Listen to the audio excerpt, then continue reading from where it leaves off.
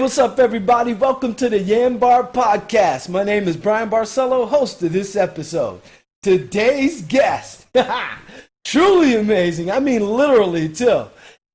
A metal, horror, rock superstar, and a comic book superhero. Ladies and gentlemen, without further ado, one, the only amazing Demon Boy. Hey, what's up, DB? Thank you for joining us. Yeah, Brian, it's great to be here on YanBar Podcast. I mean, we were just talking a little bit before, and I am just all rocked out and ready to go for this show. Wow. Hey, you know what? Let's get to it because I know you're a busy man, 1,000,001 things to do. So let's get right to it. We're going to start off with a fan question and stuff. Yeah.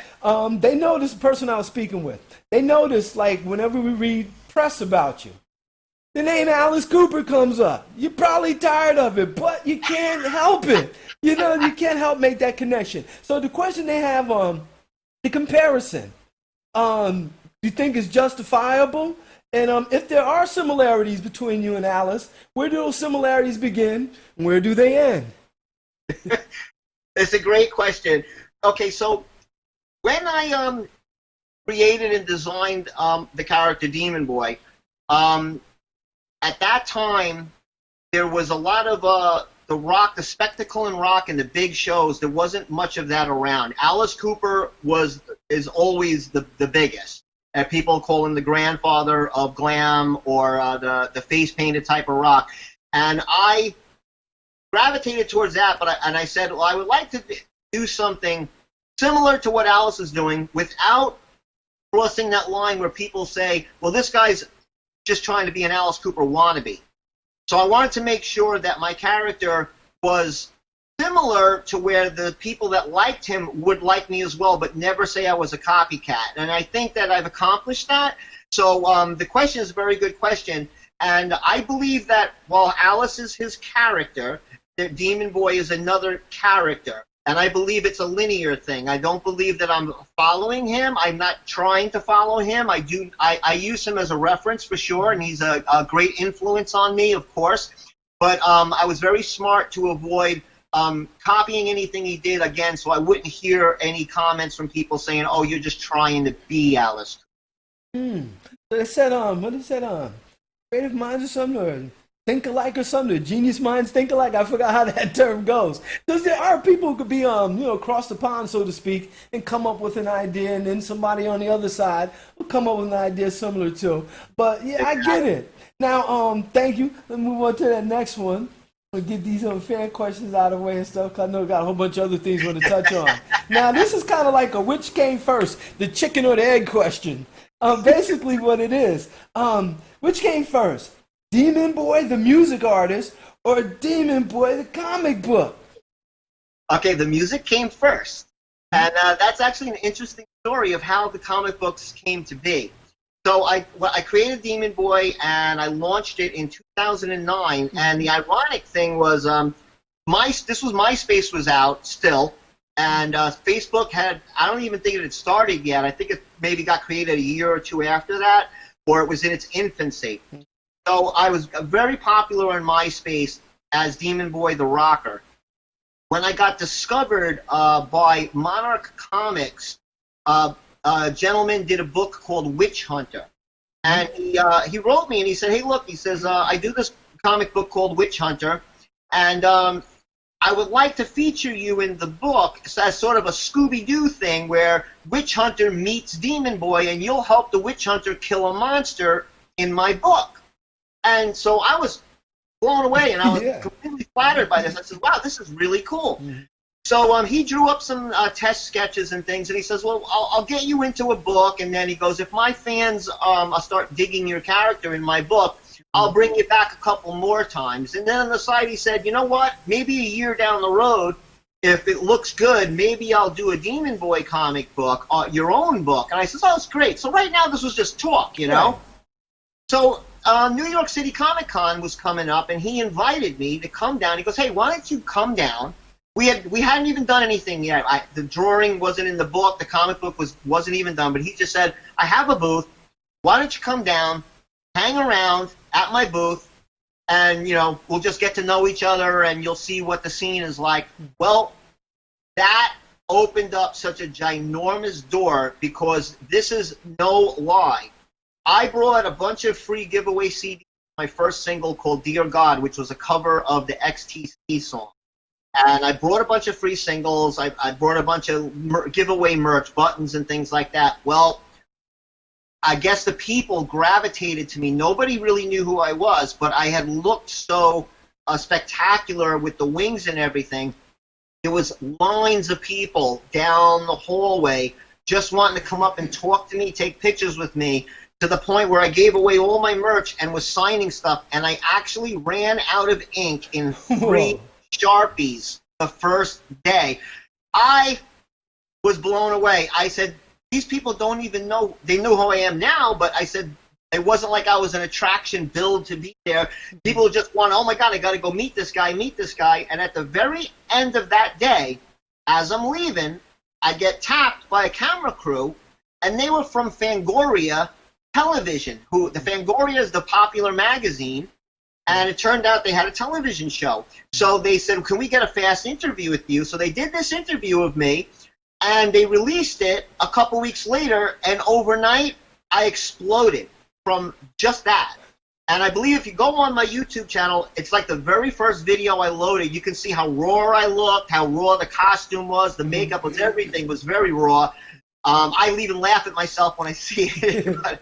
But that is literally what launched me to being in the mainstream almost overnight. Within 4 months, I was very popular. My MySpace page, it blew up. And then I just, gravitated that onto Facebook. I brought that my popularity from there onto Facebook, and it just kept on an incline. It just kept going up and up and up. But to go back to the original question, I'm there for that comic book thing. What had happened was I had met so many people that 2 weeks after that show, one of the people I met happened to be from a now defunct publishing company called Enemy. They said, hey, we're from Enemy Comics. How would you like your own comic book? So at that show where that guy was debating writing me a book and debating, I instantly was offered my own book. So within 2 months, put out the very first of my own Demon Boy book right from there.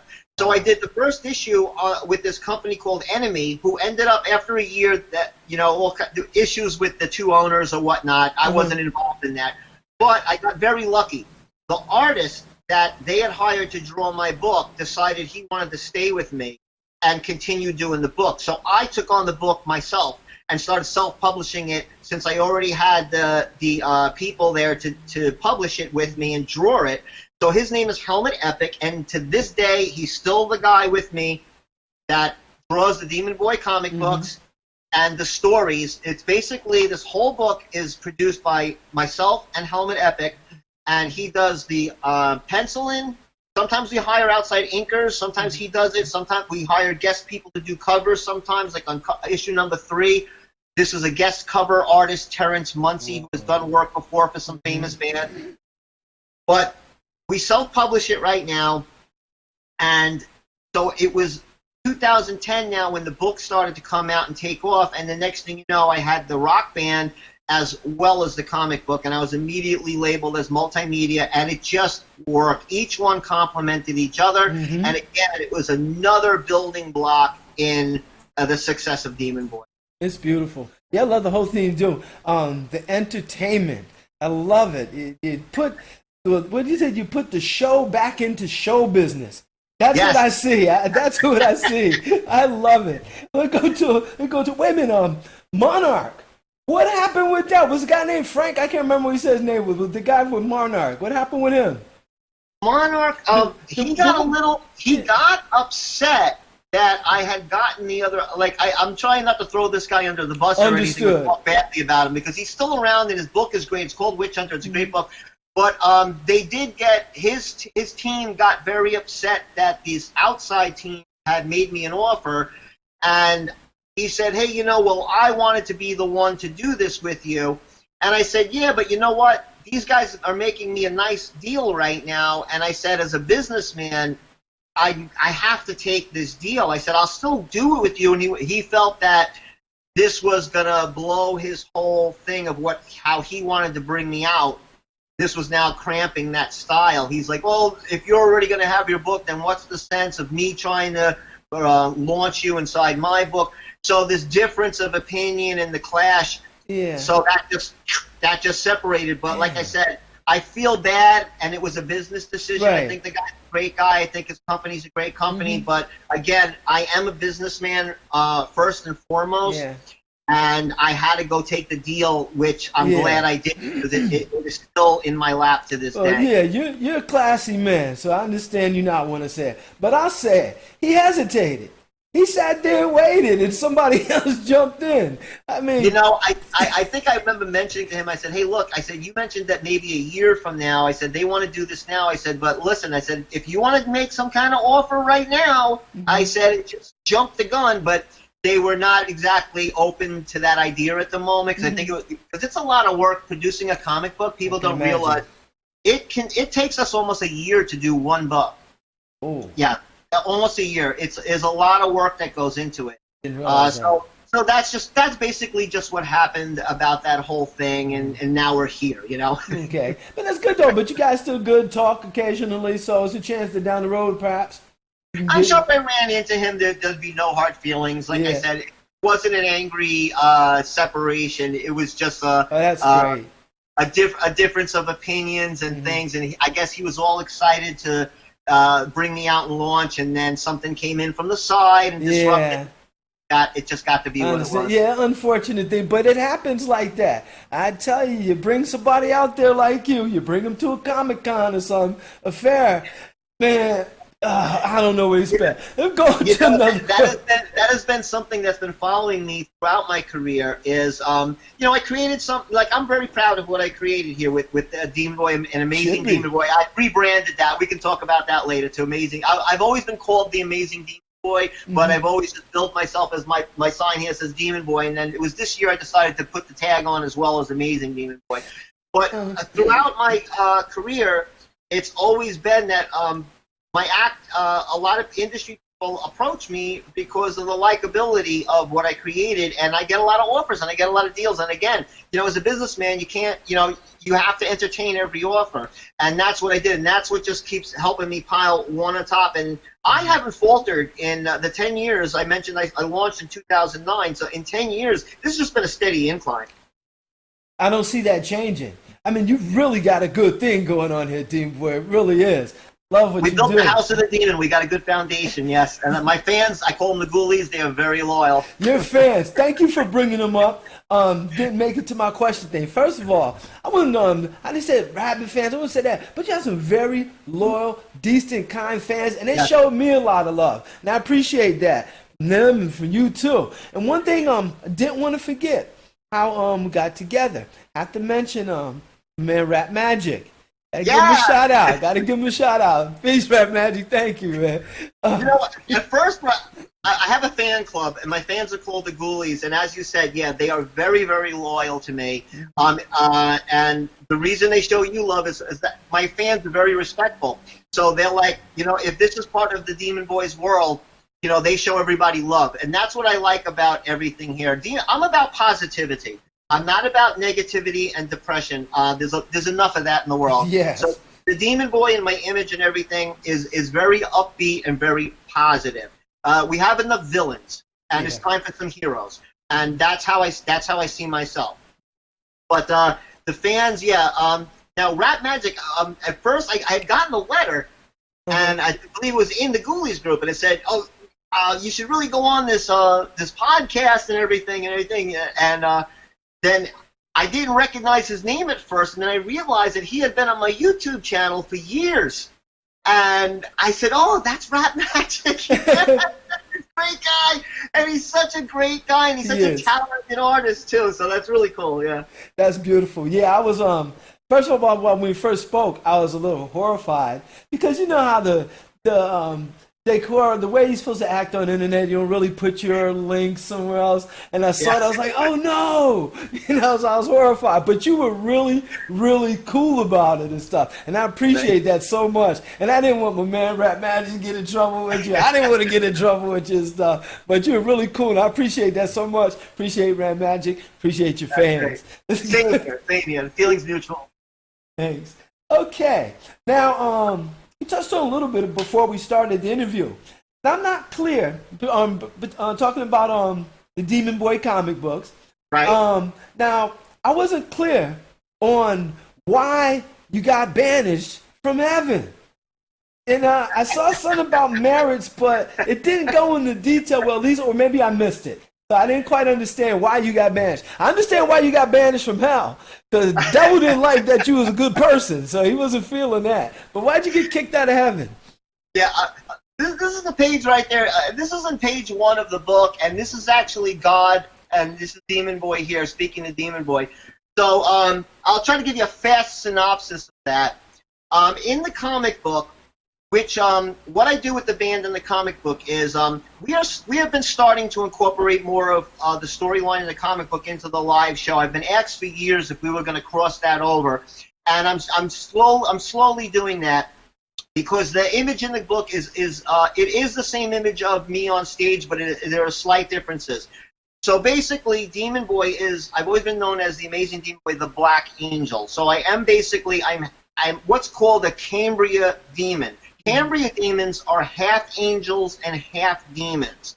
So Demon Boy is actually born of heaven, and he had worked for God, being sort of the bouncer, if you will, at the gates of heaven when souls were coming. A soul that wasn't allowed into heaven, that was going to go to hell. It was Demon Boy, the Black Angel's job, take that soul and fly it down into heaven, to hell, and drop it off. So that's how that came, and then Demon Boy got a little upset about God sending so many people to hell that he asked them about it one day, and if we all know, many of you people that are religious, and if you're just into fantasy and stories, this relates as well, you don't challenge or you don't question the word of God. So God decided to banish Demon Boy to allow him to kind of find himself and see the reality of things, because Demon Boy being born of heaven and being a half angel and half demon, we don't know how he came to be. Like, who were Demon Boy's parents? So all of this is inside that story. Oh, that's a mystery. Who was his parents? Because I know you say he was born in heaven. Like, We're saving. It'll be in the timeline. I can't spoil it, but it's kind of like. All right. Definitely have to check out some issues to find out. There's something going on in heaven there. Okay. Now, another fan question. How did you get into metal music? Well, if you call it metal, I'm sorry. Yeah. Yeah, metal and rock. Yeah. I call my band a rock band. We slide into a lot of different genres. We slide heavy metal, rock and roll, hard rock, even rap crossover music. It's basically just my own style of art. It's my artistic expression of the style of music it is. But it's basically rock or metal. Yeah, you can call anything. When I was a teenager, even though I am the lead singer in Demon Boy, you have seen in some of the videos, you'll see me playing guitar. I actually, when I was a teenager, when I was 13, started playing guitar. So I was a guitar player for most of my life, and I did sing in some of my younger bands. But when I did Demon Boy, I opted to put the guitar down on stage. But I am the one that has written about half of the Demon Boy library. So a lot of the songs, I actually write them and then pass them on to the musicians that are in my band. So that's how I got into it. And I grew up listening to a lot of hard rock, again, like Alice Cooper, Aerosmith, Cheap Trick, probably bands of people. Like I said, the Demon Boy thing is not a combination or a culmination of what I was listening to my whole life. I just like music that is good music. I like good songs, and I like songs that tell stories. And this is going back to your earlier fan question about the Alice Cooper thing. There are certain things that I followed from sort of his teachings, if I could use that to paraphrase. Alice Cooper once he said a lot of kids come up to him and want him to see their band and this and that, and he says I don't like making people unhappy or something, but he goes, a lot of these kids, their music's bad because they don't understand how to write songs. And he said, a song, if you're going to write a song is a story. A story has a beginning, a middle, and an end. So you need to tell that story. So that stuck with me. So every one of the Demon Boy songs is a story. And if you listen to the lyrics, I'm telling a story that starts somewhere and ends up someplace. It has an ending, it has a beginning, and it has a middle, and it has an end. And that's basically how I write everything. And all of that influence in my life, from the age of 13 starting to play guitar up to where I am now as Amazing Demon Boy, that's basically how that all came in. Wow. And that lends well, because you said the songs are basically stories. And when you're on stage and you guys are giving performances, I think I read somewhere, someone mentioned, might have been in one of your bios, or might have been in some press I read about you, mentioned Broadway stage or theater. So that lends well with what you do. That's excellent. What we do with every one of the songs is specifically thought out. And what we do is this. I have specific theatrical things that go on in each song. And there are, like if we take a song like my song Ravenous, there are certain parts of what is going on stage. I have backup dancers and performers, and who are all incorporated into the songs in different roles depending on what song we're playing. Right. So what I tell them is we have certain scripted out parts that remain the same and consistent, but in between those scripted parts, I allow ad-libbing so that every show is a little bit different. And if somebody comes to see us 3, 4, or 5 times, they don't exactly see the same exact thing, but they see the highlights that they want to see. Understood. Like when I do I Kiss the Dead Girl, I have the severed head that I picked up, and everybody wants to see that scene, and that's when I said, I got to leave this in the act because everybody's waiting for me to pick that head up and kiss it. And we do the Little Red, and we perform out the whole Little Red story with the wolf coming in, and so I picked it up like from Broadway. That's acting and stuff like that. So when I bring in new people into the band or the backup performers, this is basically how I explain it. I says, listen, you're acting here. I says, as well as just rocking out. We can rock out sometimes, for whatever the night brings. I said, but these specific little pieces inside this story got to remain. What you do in between them, you can wing it and you can go crazy and do whatever. But when it comes to that one part, you need to act that particular piece out. And that's how we got that tag about the Broadway theatrical antics. Yeah. That video, all your videos good. Latest one, particular, got the list of them here. The new one? I want to get to that. I want to get to those yet. But the one I really want to speak about, go backwards. That song you got, Pain. Yeah. And that music video, off the chain. That is, great. Now, before we get into the meat of this, are you the creative genius behind all of this? As far as the comic and the music and the videos, all of this is your vision. Yes. Whoa, incredible. Everything came out, as I mentioned with the comic book, the artist that draws it, him and I come up with the stories. So basically what happens is we spend time on the phone and we say, well, what's the next book? What can we fit? Because a comic book is between 22 to 26 pages. That's a comic book. If you print more pages than that, it's labeled, it's technically a graphic novel.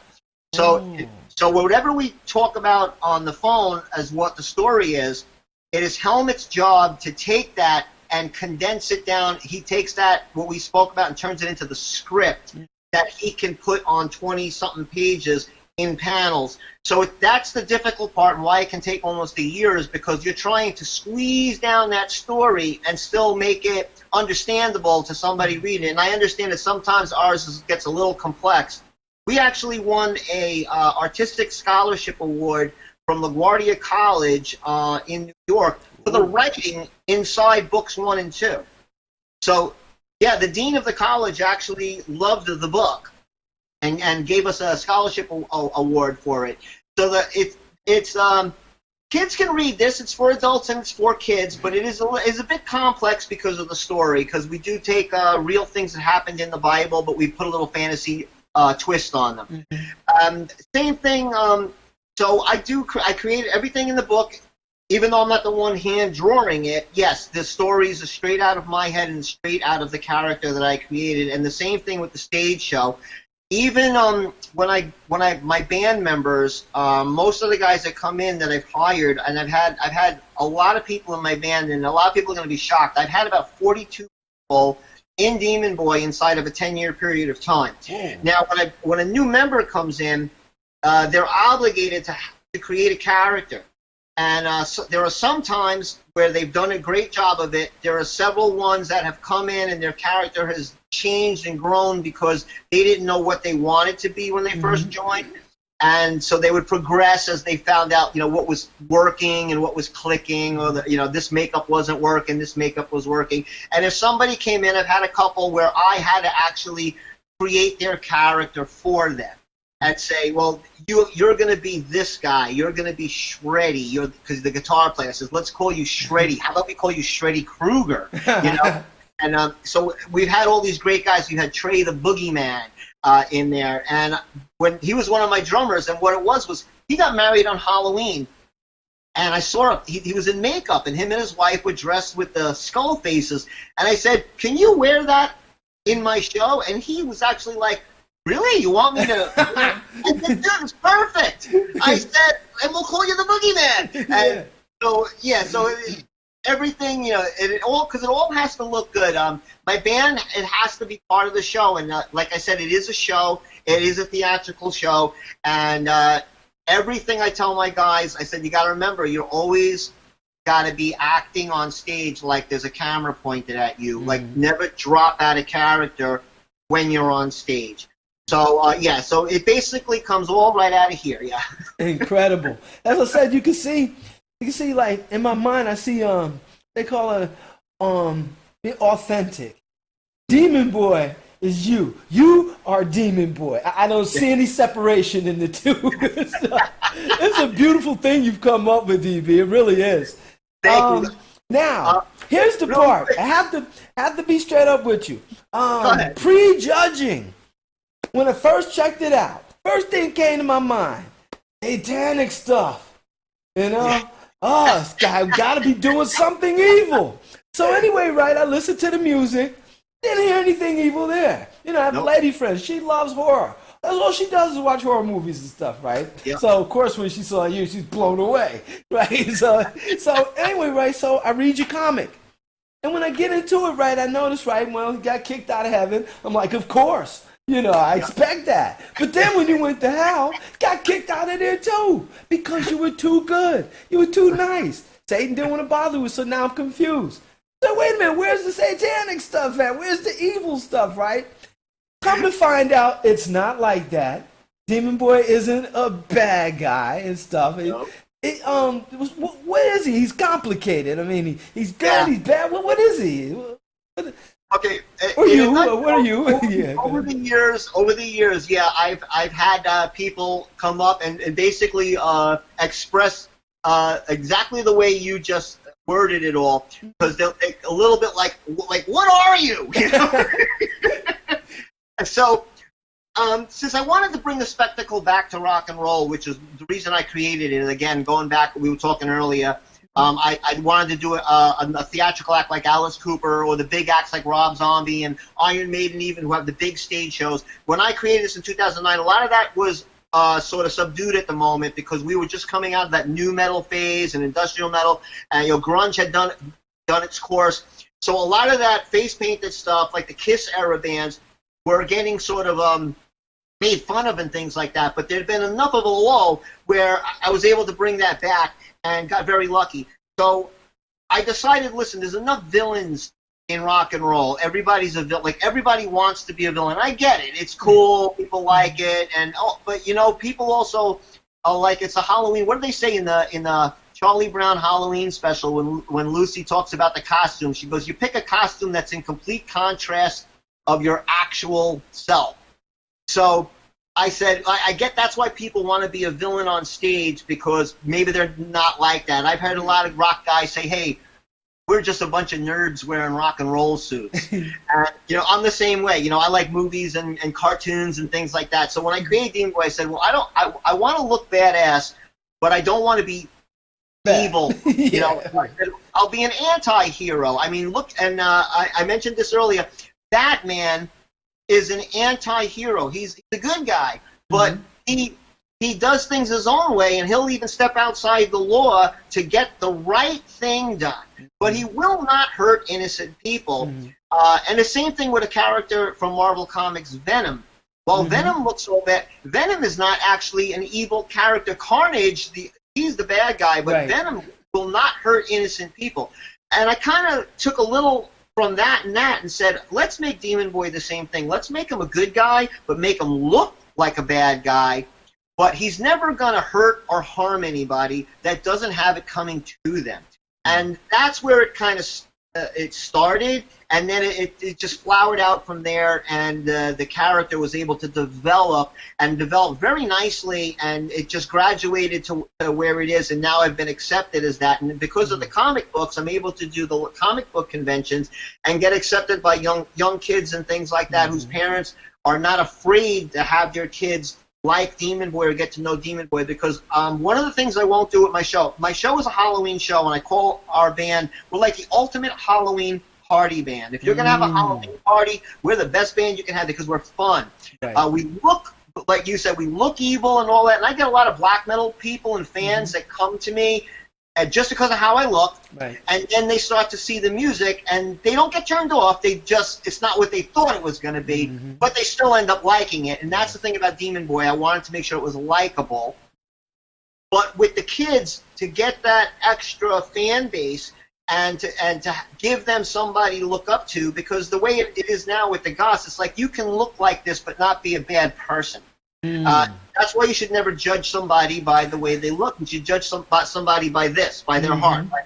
And that's how I am. And I just got that kind of moniker, and everything just kind of stuck with me, and it's been working.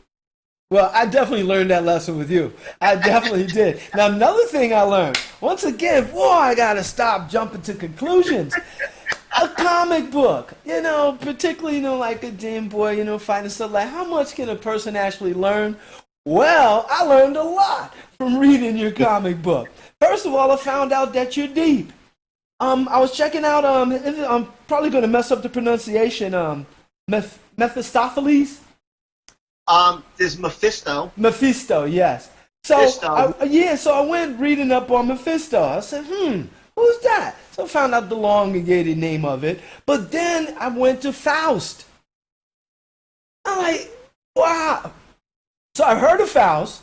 Never really found time to read about it. So I got into it, the Devil's Bargain and all of that stuff. And I'm like, wow. So not only is it entertaining, it's also educational for those who choose, to go down that rabbit hole. So I thank you for that. That was beautiful. Yes, we had touched on that earlier. One of the reasons why we got the scholarship award from LaGuardia College for the writing. And a lot of that is also Helmet Epic, bringing a lot of that in. And even I was very happy and surprised when I saw some of the script in the book. And it's kind of, it is a little on the intellectual side. And like you said, it's kind of cool that you just said that you went and did some background checking, which is really cool. As an artist as myself, to hear you say that, it's very, very flattering and very humbling, because it's really cool that you would take the time to go find out what that is. Right. Yeah, I love it. I encourage everyone to do that. You can learn so much more, and it makes it so much enriching, to get more, detailed background on who the characters are and stuff like that. It's a world. The Demon Boy, it's a world that I encompass, and everything between the band and the comic books, it's inside this world of Demon Boy. That's beautiful. Yeah, well, that's the thing that I love so much about your characters, that, especially when I found out, good guy, but not like good to where he's soft. You know what I mean? I like that. I like a person or anybody or anything that's controlled, but able to, dish out chaos when necessary. You know what I'm saying? I like when people controlled and nice, but there are no pushovers. I like that about people. The Batman of rock and roll, I've been called. You know? Exactly. Yeah, you're right about that. A lot of folks don't realize that the Dark Knight, he got that name. Yeah, he's actually a pretty dark character. It was I think the DC Comics, Detective Comics in general, I believe they were kind of edgy and dark. Yeah. Wow. Yeah, it's very relatable to my character. Not that I even thought about that when I created it, but when you look at what if that's a simple way to try to explain to somebody my character. Say, think about Batman.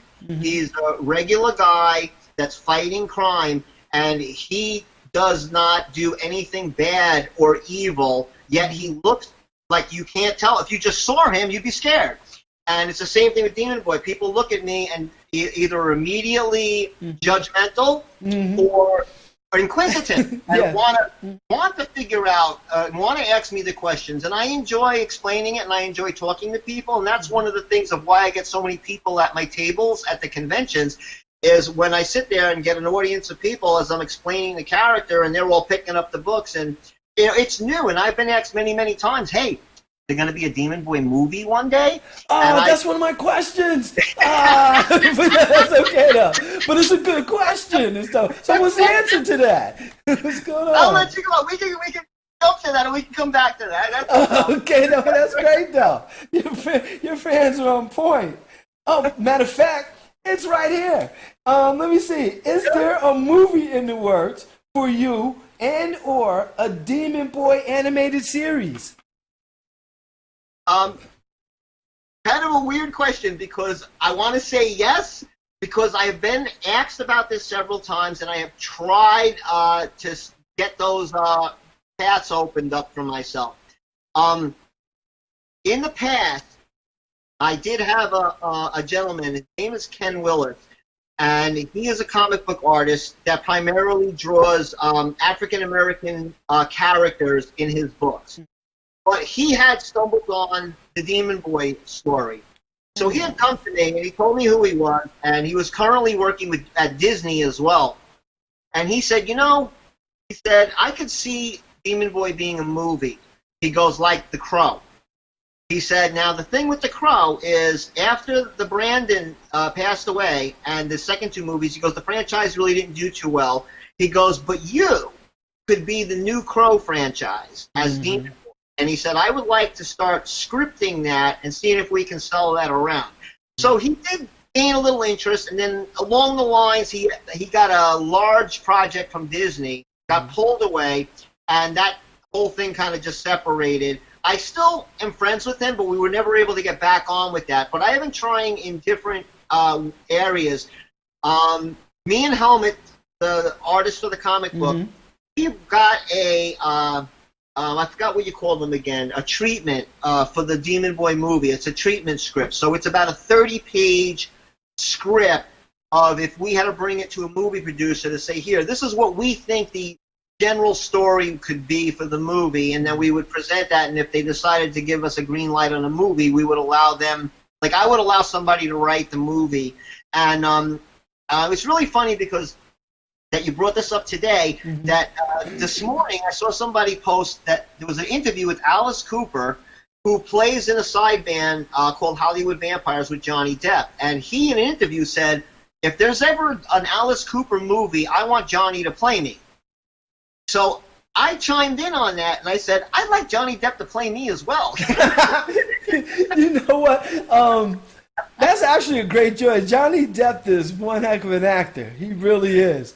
I think he'd do a great job. Like, the Demon Boy movie came out, I don't think I'd want to play myself, even though when I talk to fans, they're 50-50. Like, no, it's got to be you. And I'm like, no, we should get somebody else. I want to sit back and watch somebody playing me, Yeah, so whatever the case, I'll go with it, Yeah, you're right. You know what?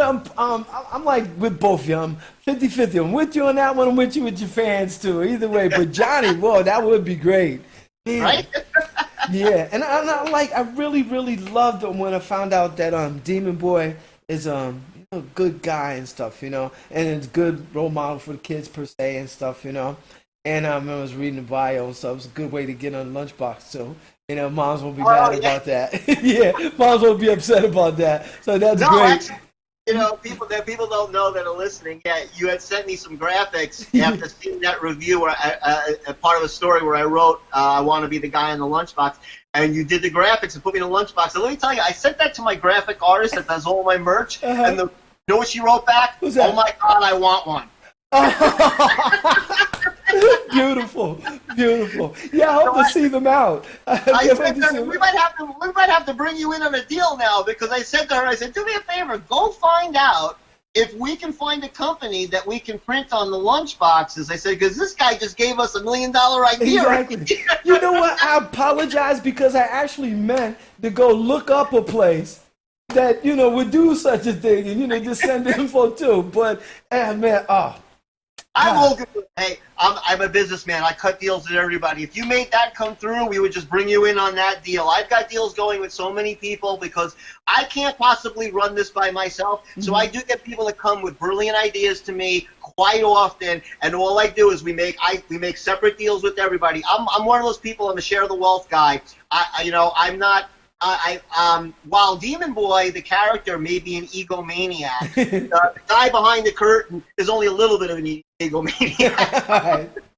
But I believe in giving people, anybody that brought something in, they get back what they brought in. So I have no problem with that. That's great. I'm glad you like that too. Demon Boy, I'm telling you, a lot of times I'm like an idea machine, and I'm so hesitant about expressing myself to people with the ideas, because just sometimes people, how people can be sometimes, and you're just so cool with the ideas. You got a sense of humor, like I said, I'm not trying to hurt anybody, just trying to fun, just trying to make suggestions and stuff. So I was happy. Like I said, I was hesitant because I didn't know how you would take it, but I thought it was a great idea and stuff. It was cool, and I loved it when I saw the message, and you even sent me the quote when I said it.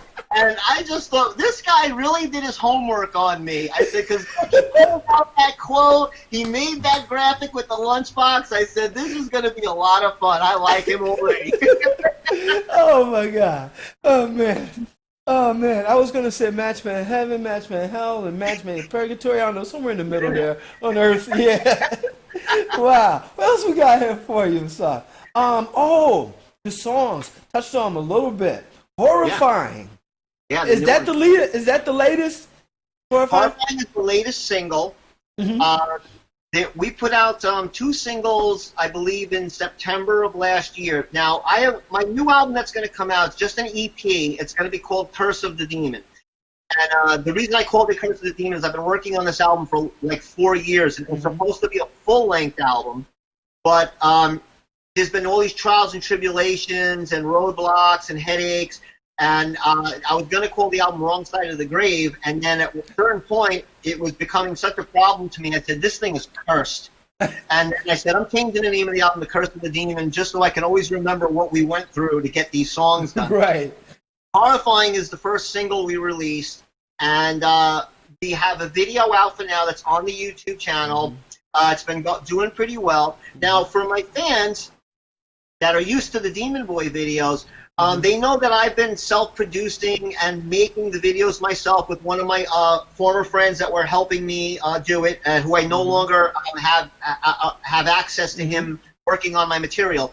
So an outside company came and said, hey, we're starting out making these sort of animated-looking videos, and we want to make our first one, and we want to know if we could work with you. And that's how it came to be. So the Horrifying video, it came out really cool. It's very different from all the other videos I've done. If my fans know, because usually I'm in the videos and they're very haunted house oriented and things like that. So this was the first one that I wasn't like fully acting on in and had all the band members in and the dancers. It's basically a cartoon, and I'm in there a little bit. So I hope everybody's enjoying it. We do plan on doing some more things like that, but for us, this was like sort of the first one of this, so I just expect them to even get better than this one. But I'm very happy with how this came out and how it's a great video. Have reacted to it, And the song was the first I sang in my lower register. People know me. I have several different registers that I sing in, and this song is in one of my lower registers, where a lot of people have compared it to Rob Zombie from his White Zombie days. And that's what I like, is when people come to Demon Boy and they're reminded, like they don't say, like we were talking about Alice Cooper. I've had people also say, the first time I heard you reminded me of when I was 13 and bought the Black Sabbath album and put it on my record player, how excited and the goosebumps I got. I felt the same sensation the first time I heard your music. That is just the greatest compliment I could receive. And they don't think that, again, like what I mentioned before, that I'm copying Black Sabbath or copying Alice or copying Rob. They just think I'm another person like that they can now like too. Yes. And they're more than happy. And I've had people, when I do England and UK, a lot of people, now I love Alice to death, and I mean this in all respect. They've said to me, Alice isn't going to be touring, forever. So we, who already like you, we're going to continue to follow you. So I already have these legions of fans that love Alice and love Rob that are following me as well. So I was very lucky to get accepted into that crowd of people. I understand perfectly. Almost, excuse me, similar with me and The Walking Dead. When The Walking Dead, the season was over, I'm looking for something similar. Is there anything similar to Walking Dead that I can watch? Right? And that's exactly it. I mean, there are people that like that sort of stuff, and and they're like happy to discover Demon Boy. Exactly. You really are. So when I first heard your voice, I told you a song I love, Pain. That's my song. Woo! I love that one. But I listened to another one first and don't recall what it was, but liked them all. Heard your voice and immediately thought, this guy's the real deal. You got that voice, man. I'm like, whoa, he's the real deal. And started listening to more. Came across Pain. I was like, oh, man, that's it. I was like, hook right there. Let's see, what else we got here for you and stuff? See, we got another fan. Oh, yeah. How long, this one always comes up, I guess. How long do you plan on performing and doing the things that you do? Do you have a time limit set? Plan on retiring anytime soon or what? No, I don't have a time limit set.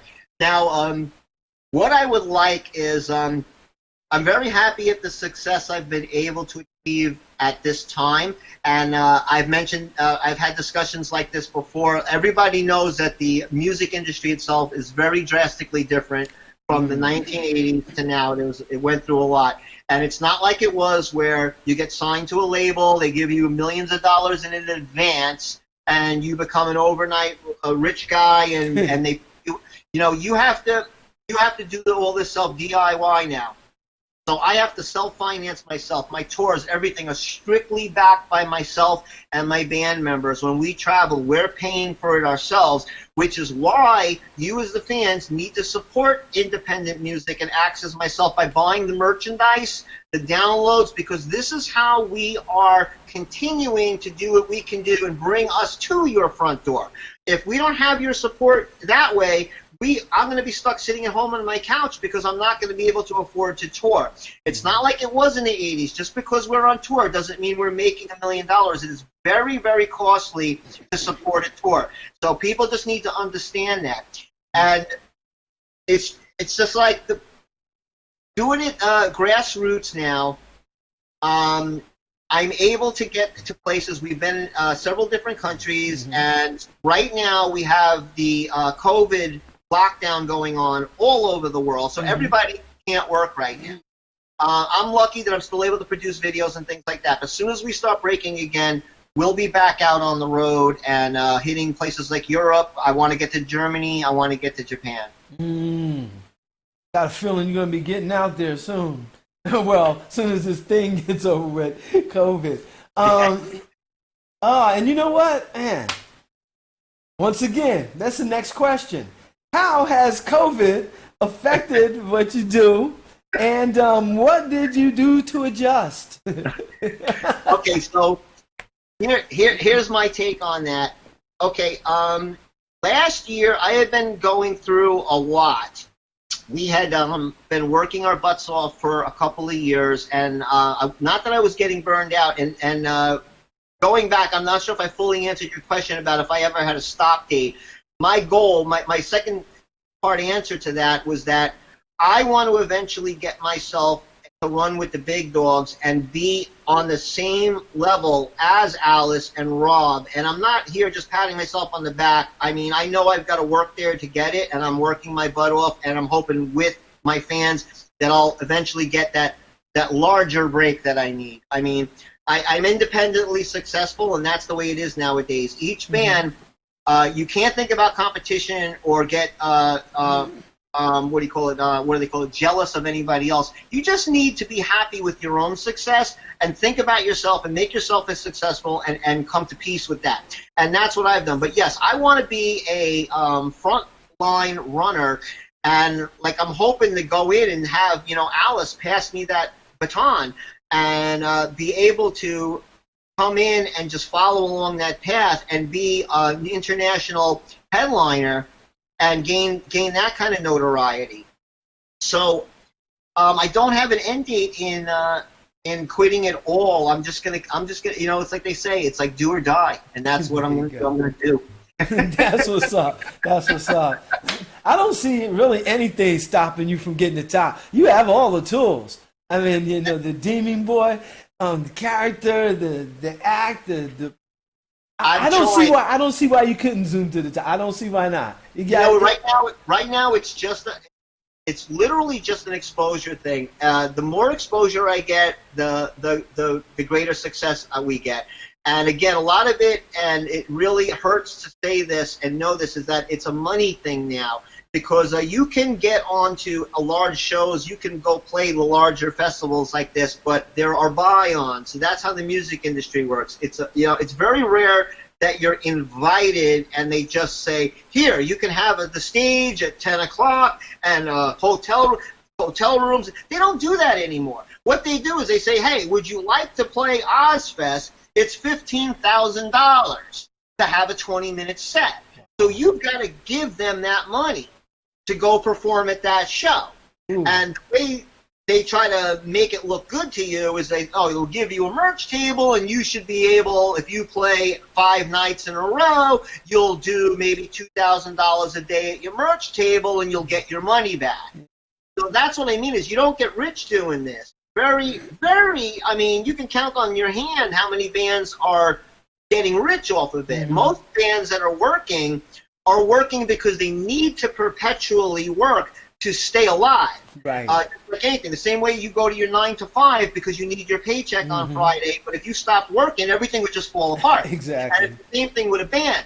You need to keep working to keep it going and keep your head above water. So yeah, it's a struggle, but it's with music nowadays. It's a labor of love. If you don't love it, you're gonna feel that pain even harder. Yes, exactly. Speaking of let's pay some bills. Where can people find your merch and your albums and your records? Where can they buy them? Easiest place I want everybody to go to is amazingdemonboy.com. Now, that is my main website, and everything you need to find on me is somehow linked on there. There are links at the bottom to my SoundCloud page, my Reverb Nation page, my YouTube page, my Instagram.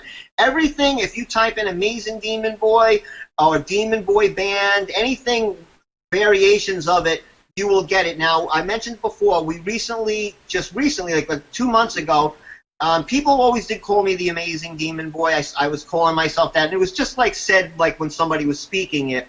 And then I came to the thought of, let me just brand myself with that now, Amazing Demon Boy. And it worked. We were I was a little bit I'm going to take this step, and either it's going to be a disaster and a pain in the butt to pull off, or it's going to work. And it just, what? It's wasn't even a bump. Went right into it. Because everybody was already calling me it, so it's I didn't get any questions on it. So we just rebranded everything. So if you go to Google and type in Amazing Demon Boy, it'll take you to everywhere, including all my download sites on Apple and Amazon. So it's very easy. And if you want to be lazy about it, you go to amazingdemonboy.com.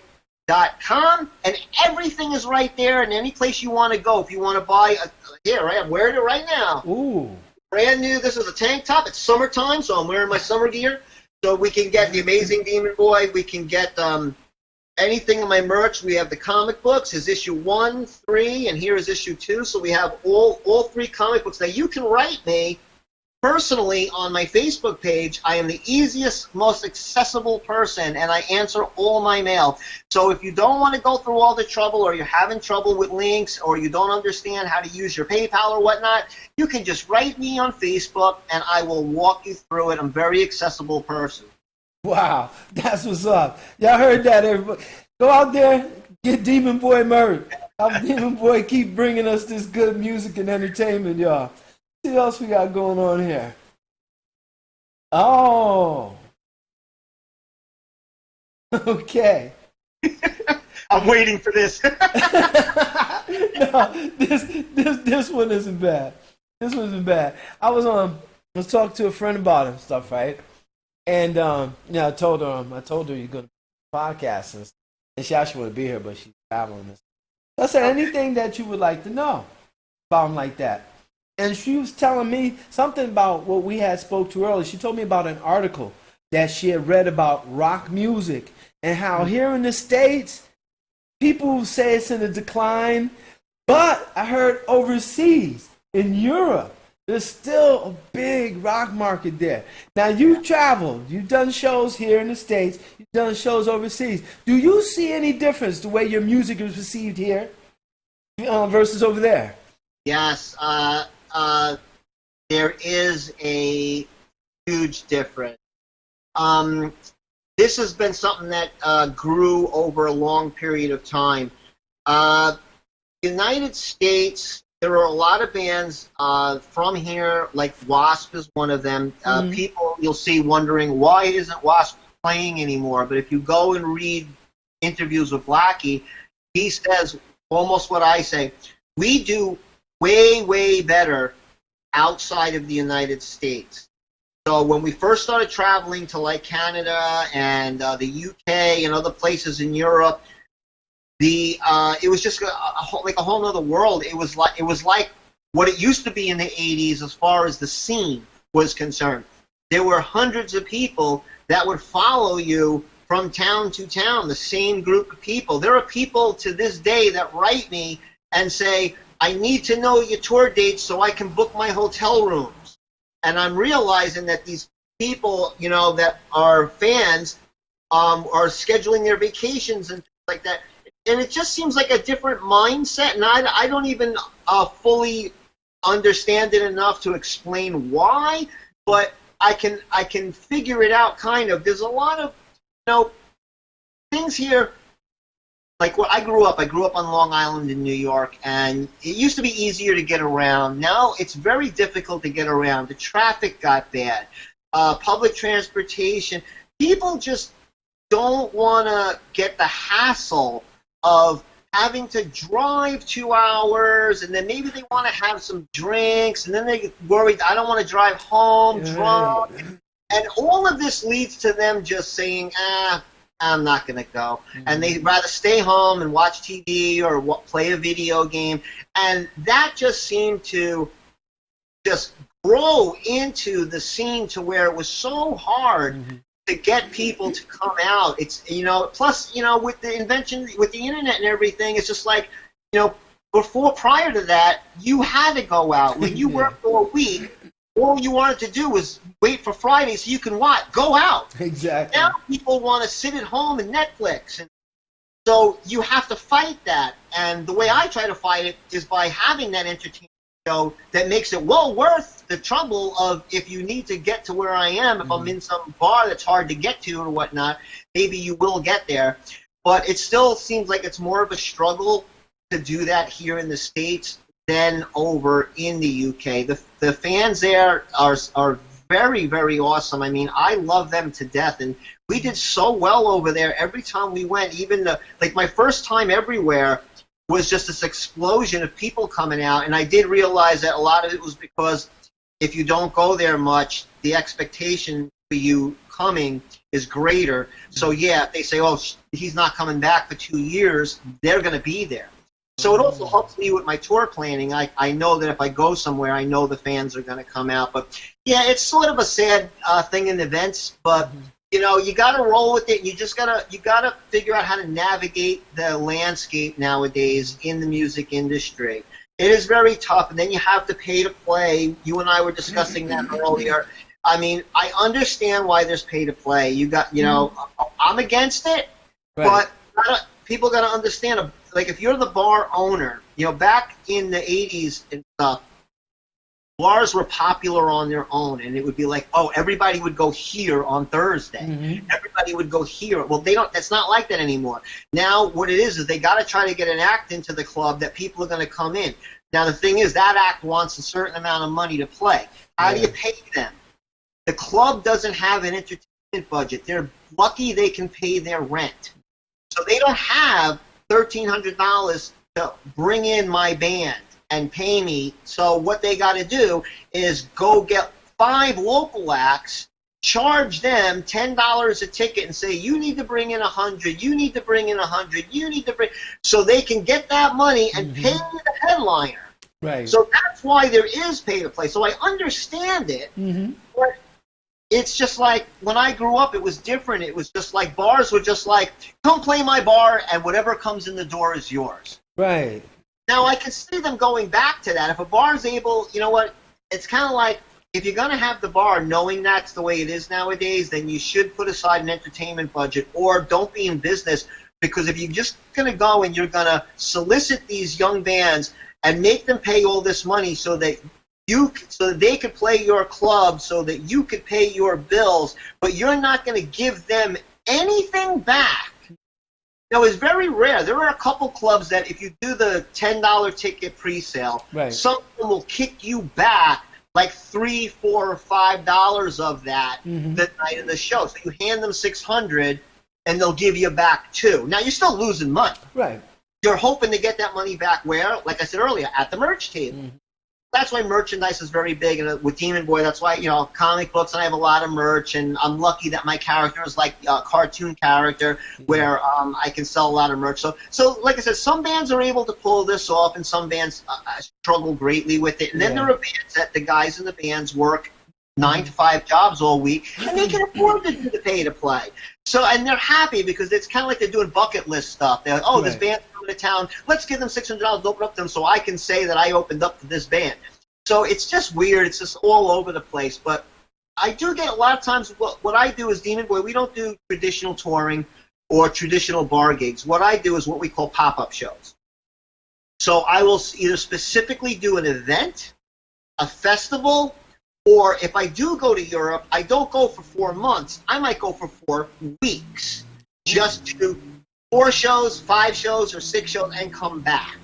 And this way, I can balance that out financially to where we're not, you know, we're gaining something from it. And with Demon Boy, sometimes it's just about the publicity of it that will, you know, if I pay Peter, I get something from Paul over here.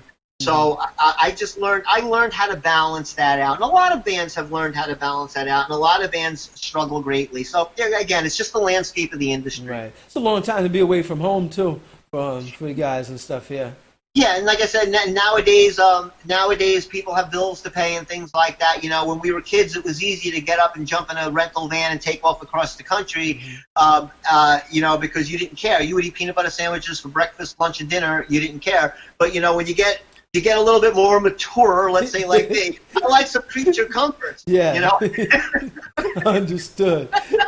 And Demon Boy, we getting down to it. As customary on the podcast, like let our guests some parting words. It could be anything you want, wisdom, things you think we may need to hear, we may need to know, or just something you want to get off your chest. What do you got for us, Demon Boy? Basically, I touched on this in a couple of anecdotes I said earlier. For people in the entertainment business or an artist, whatever you are, don't be jealous of other artists. Don't feel you're in competition with anybody, because nobody's in competition with anybody. you're in competition with yourself. The way the business, everything is you need to run your band or your artist, if you're a painter, whatever you are, like an independent business. Gain your own success and be happy with the success you will get. But if you try to compete your success with somebody you see that you think is doing better than you, you're just going to implode and you're going to be under stress. And I did that for years, and I would get a little jealous and a little like, oh my God, and why can't I do this? And why, I'm still like, I get people write me going, why aren't you as big as Alice Cooper? Right. You're just great. Hell, I don't, look, it's because I don't have the money to go on tour for 6 months. It's like, I'll be honest, if somebody came to me and said, here's 80 grand, I'd be off and on tour in Europe for 5 months. But I can't nutshell that money and just launch a tour with that without a financial assistant or an investment, which there is no more because there's no more record companies. So everybody, gain your own success, be happy with your own success, and do the best for yourself, and be happy that your art is out there, and just grow that way, and you'll eventually get what you want. You'll get that brass ring, and a lot of times you got to stick with it. If I could have gave up 5 years ago or last year, and there were times that I questioned it. Do I want to keep going and keep trudging? But I'll be honest with you, I still don't feel I tasted what I want, so I'm still have the hunger for that, which keeps going. Plus, I'm very loyal to the people that have supported me, and I don't want to disappoint anybody. And over these years, I have people. My drummer, Lightning Lou, who is one of the chief backers in the band with me. What am I going to do? I can't just quit next year and go to him and call him up and go, guess what? I'm done being Demon Boy. I don't want to break anybody's heart or be like, well, why did I support you or for all these years to see you just quit? So that was a struggle I struggled with the last few years. And you mentioned earlier, and I don't think I answered that. I know I get rambling sometimes. Oh, it's okay. COVID and how that has affected me. I sort of needed the break a little bit because I was backed up on work, and I had work with the merch and the comic books and things with videos that I wasn't getting to because I wear a lot of hats being Demon Boy, running the business, and I would forget to do stuff, and things would get months backed up and things like that, and I was actually hurting myself. So this sort of, luckily, was a good break for me. I could say, because I get to stay in my home studio and get caught up on things that were getting so backlogged. So for me right now, it's okay. I'm not hurting by not performing live right now. I haven't tasted the hurt yet. I'm sure it's going to be coming down the line where it's going to start to affect me, but hopefully things will start to clear up, and I can still do certain things. Like, I haven't done some of the typical stuff. I haven't done one of the living room video performances yet. I haven't done. Everybody was doing them, and I'm very outside of the box, is what I always say. I'm very different, so I try not to follow trends or anything. So that's why my fans have not seen me do that. But will I do something? It's possible. I might stand up in front of this sign right here and sing to one of my tracks one day. But like I says, I always pick my moments. Demon Boy, you are the best. I appreciate you so much, and appreciate your fans. What you call them, ghouls and ghoulettes? Ghoulies, and sometimes we call them the demonettes and the demons, but they're all the ghoulies and the ghoulettes. Yeah, the worldwide fan base. They're the best. They're the best. We appreciate you so much. Don't go anywhere. Let me say goodbye to these guys and be right back, okay? Hey, everybody. It's another episode of the YanBar Podcast. And, man, I don't know about you guys, but I had a great time kicking it with Demon Boy. Let's say amazing Demon Boy. As usual, you guys, make sure you check out our previous YanBar podcast guests, and always remember that the YanBar Podcast is the place where you make it happen. Once again, Bryan Barcelo hosted this episode. Out of here with amazing Demon Boy. Peace, everybody. Peace, everybody. Thank you for having me on, guys. All right.